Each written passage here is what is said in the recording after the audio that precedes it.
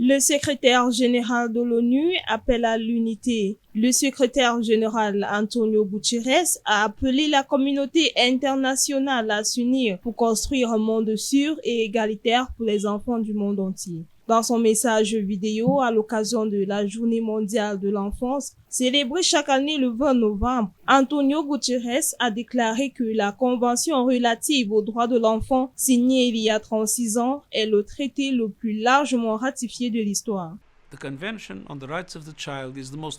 La Convention relative aux droits de l'enfant est le traité le plus largement ratifié de l'histoire. Signée il y a 36 ans, elle affirme aujourd'hui une vérité simple. Lorsque nous protégeons les plus jeunes membres de la famille humaine, nous construisons un monde meilleur. Mais à l'heure actuelle, les droits des enfants sont menacés. La pauvreté et les situations d'urgence les privent d'éducation. Le chaos climatique compromet leur avenir et de nouveaux dangers les guettent dans le monde virtuel.